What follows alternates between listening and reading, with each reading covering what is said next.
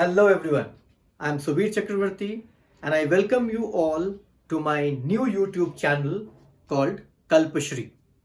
I have launched this channel basically to post biology videos for classes 10, 11 and 12.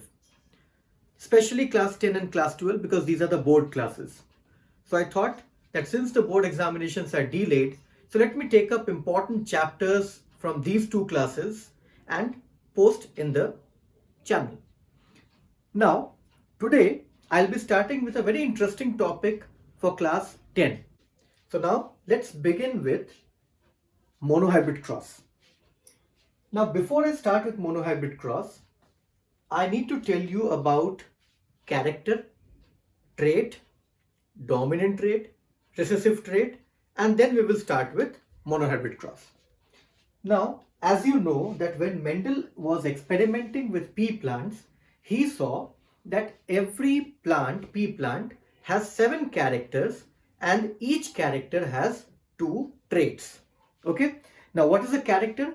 Character is the morphological or physiological characteristic of an organism. Okay. Like in case of pea plant, let's say height of the plant. So height of the plant is the character. Color of the seed is a character. Shape of the seed is the character, right?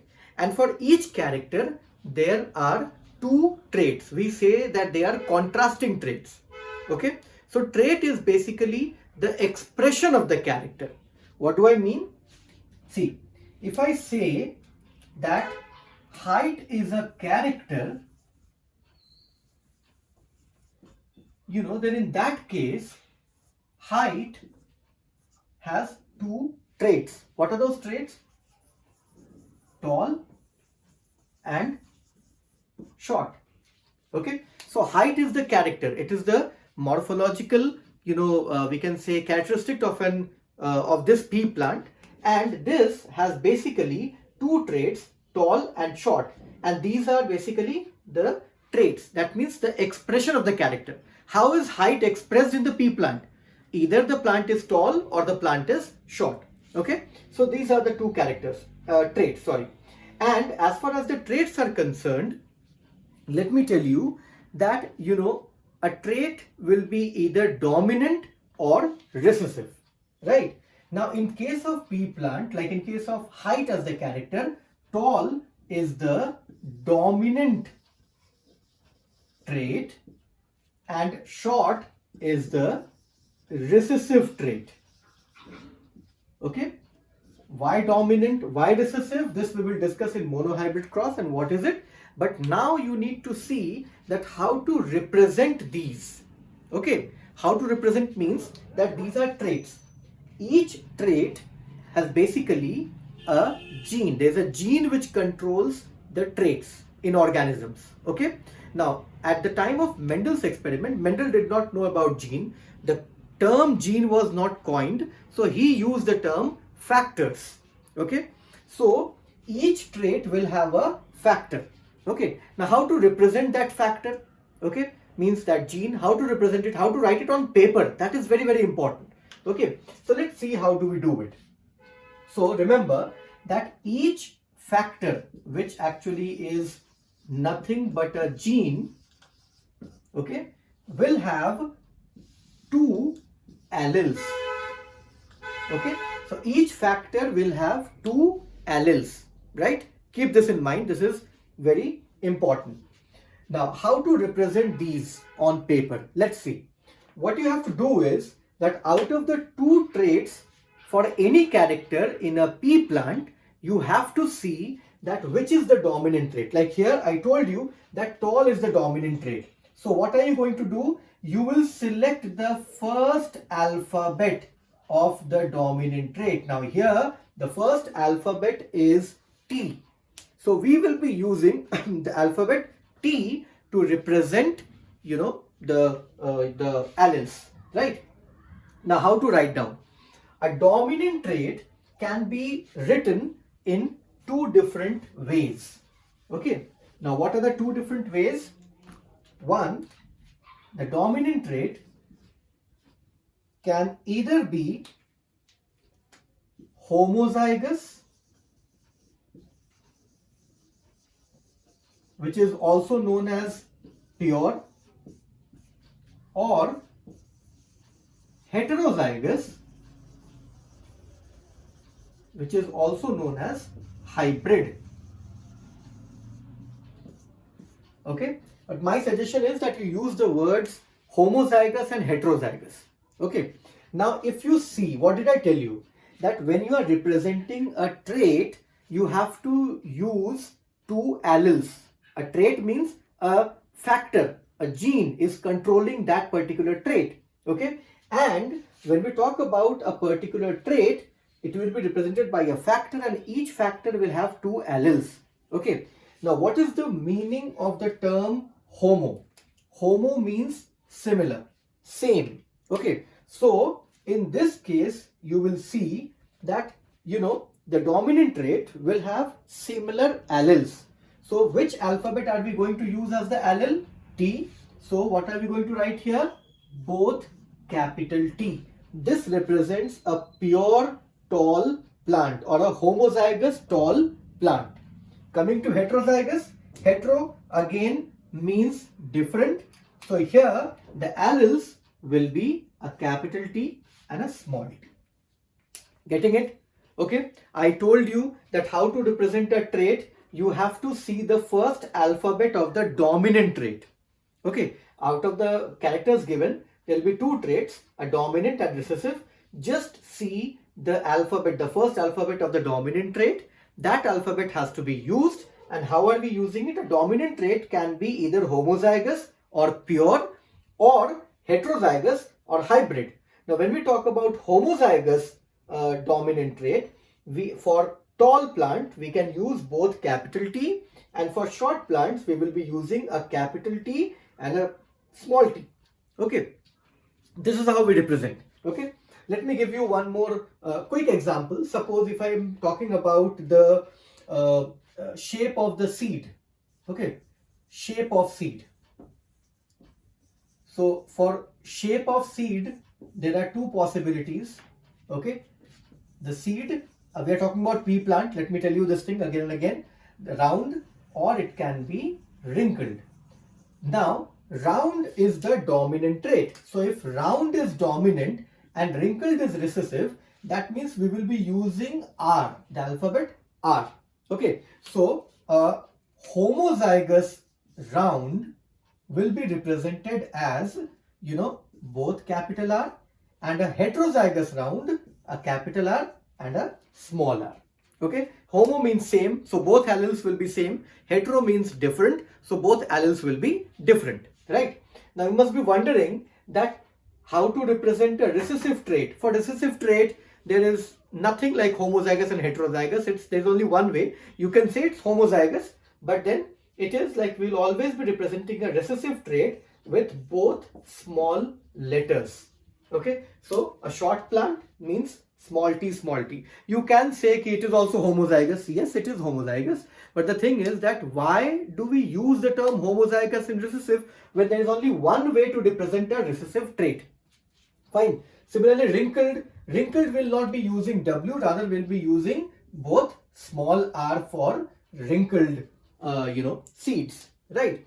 See, it is not necessary that you have to use the same alphabet. Okay, but if you don't, then it will create more confusion.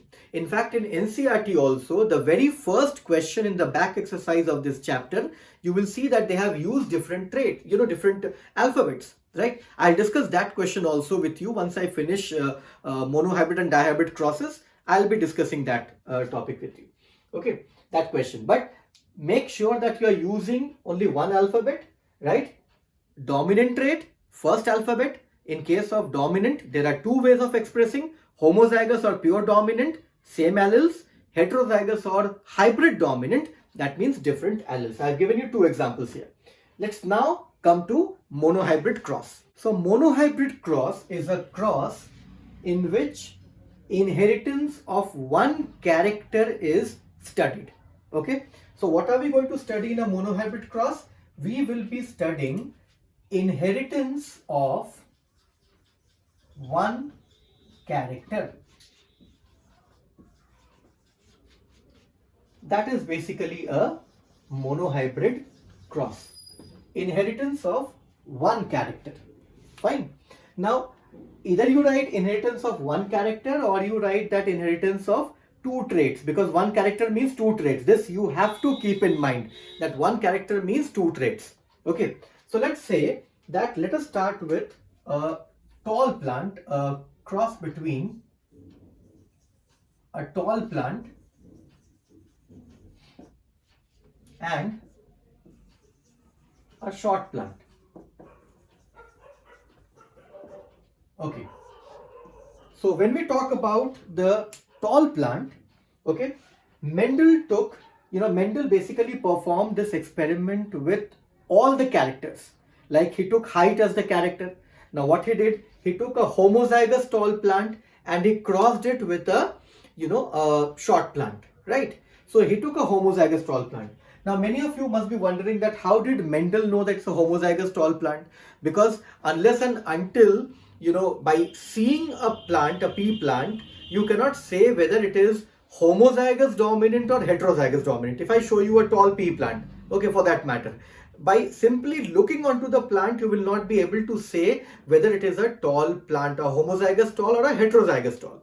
Okay. Now what Mendel did is, like in self-fertilization, self-pollination is possible in pea plants. So he took tall plants and he kept self-pollinating those plants till he got all tall plants. Okay. So he took a homozygous tall plant and he crossed it with the short plant, right? Now see, when you are writing it in words, this is basically called the phenotype, right? Morphologically, what can you see, right? That is basically the phenotype, right? So I've written the phenotype, and when you are writing the factors, the alleles of the factor, right, then you are actually writing the genotype. Okay, so phenotype is given and we have written that genotype as well. Okay, this is for the parent generation. So we will say that this is the parent generation, right? Now what will happen? Obviously crossing, okay, reproduction. So gamete formation has to take place. Okay, so what is going to happen? Gametes will be formed. I'm writing only one because both alleles are same, so there is no point in writing two times. Fusion, and what are we going to get? We will be getting capital T, small t. Now capital T is tall. What is capital T and small t? This is also tall, but what is the difference? The difference is that both capital T, both alleles are similar. This is homozygous tall and here this is heterozygous tall. But yes, phenotypically it is a tall plant. What you can see is a tall plant. So we will be writing this as a tall plant, right? So when Mendel performed the cross, what he saw is that in the first generation, after parent generation, we got the gametes and then the first generation. So the first generation, all plants were tall. Okay, this is called the F1 generation. First filial generation. Filial actually means generation. Okay, and this one is basically the gamete. Okay, the gametes are here and we got all tall plants in F1 generation, right? Okay, so now if you go back, what did I tell you? That out of tall and short, Mendel said that, I told you that tall is the dominant trait. Now, how did Mendel say that? Mendel said that tall is dominant trait because tall got expressed in the F1 generation. So he said that tall is the dominant trait, right? See, in this video, I'm covering only monohybrid cross. I'll discuss dihybrid cross in the next video. And then the third video, I'll cover up Mendel's laws of inheritance. Okay. So I'm not telling you anything about it, but this is why Mendel said that tall is the dominant trait. Fine. Why? Because he saw that when tall and short plants were taken in the parent generation, means there were two traits, but only one got expressed in F1 generation. And which one? the tall plant. So tall is the dominant trait. Okay. Now what was done? Now you know what Mendel did? He took these F1 plants, the tall plants, all tall plants in this case, and selfing was done. That means self-pollination followed by self-fertilization. Okay. So let's see what he did next. In next, what he did is that he went for selfing. He did selfing. Okay. So now in selfing, again gamete formation will be done. Now this time I am drawing a square box. This is called a Punnett square. Okay. So I'll be placing the gametes within this square box, right? And we will see the outcome, the result. Okay. So let me just say that this is the male plant and this is the female plant. Doesn't matter actually in this case. Okay. But just by default we should write. So I have written this thing. Now let me place the gametes here. In this case, the gametes, capital T, small t. In this case, the gametes, capital T and small t. Now when crossing will be done, take a look. Capital T, capital T, capital T, small t, capital T, small t, and both small t. Okay. This, what we got here, this is called the F2 generation, second filial generation. Now it's very important, listen very carefully. Okay.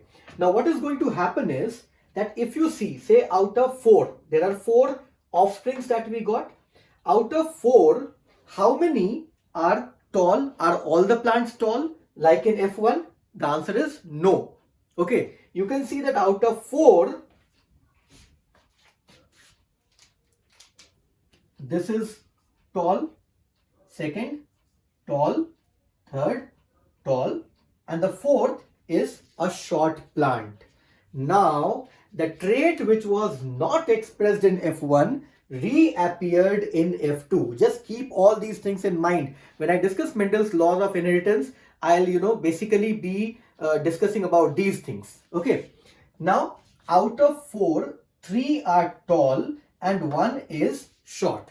So, the ratio of tall plants to short plants will be 3:1.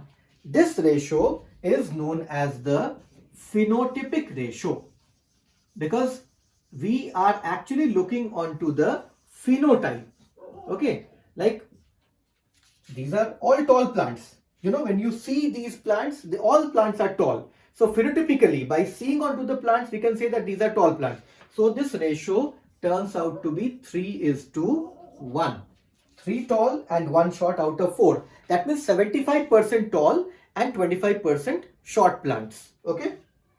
Now coming to the next is, out of the 3 tall plants, let's see the genotype, the genetic makeup. What about the alleles? Are the alleles also same in tall plants? No, they're not same. See. So now what are we going to see? Capital T, capital T. Do we have this combination, this genetic makeup in any of these other plants? No, it's not there. This is one of its own kind. Okay. Capital and small. Yes, we do have one more, capital and small. That means capital T is representing a homozygous tall and capital T, small t is representing a heterozygous tall. Okay. So 1 and 2 and a short plant, obviously it is 1. This is known as the genotypic ratio. Okay. So the genotypic ratio is 1:2:1. Okay. 25% homozygous tall or pure tall, 50%, that is capital T, 50%, 2 out of 4, basically over here 4. So 2 out of 4 are, heterozygous tall, and 25% again is short, that is 1. So this is called the genotypic ratio. And this generation that we got, this is basically the F2 generation. Okay. So let's have a quick recap. What did Mendel do? He took, one character at a time and he performed, crosses. This is known as monohybrid cross. When you study the inheritance pattern of one character, at a time, that type of cross is called a monohybrid cross. So he discussed the monohybrid cross, like he took, he took all the 7 characters. Here we are taking only one of the characters, that is a tall plant. Okay, height. So he took a pure tall, that is homozygous tall, and a short plant. Okay, so the phenotype and the genotype are written. Then we got the gametes. Okay, and these are the gametes, capital T here and small t here. And we got all tall plants in the first generation, first filial generation or F1 generation. So out of the 2 traits, only one got expressed in the first generation, all tall plants. Now next what he did, he went for selfing, self-pollination followed by self-fertilization. You have read about these terms in the chapter reproduction. How do organisms reproduce? You have read about these. So when selfing was done, what he saw is like the gametes were formed, and this square box is basically known as the Punnett square. So we saw that out of the 4, over here we have taken 4, right? 4 is being shown here, right? So out of these 4, 3 are tall and 1 is short. When you see onto the plants, in the field he saw that almost 75% plants were tall. Okay, so the phenotypic ratio 3:1. Genotypic ratio, we see the alleles here. So capital T, one of its kind, we don't have any other.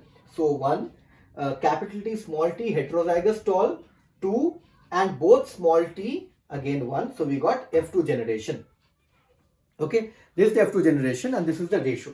So if you are asked to perform a cross in board examination, a Mendelian cross, and if you have to perform it, they might give you one character, and then for a pea plant you need to know the the traits as well. Now let me tell you that in class 10, the common characters which are taken is height of the pea plant, color of the seed, shape of the seed. These are the 3 most common characters which are taken actually.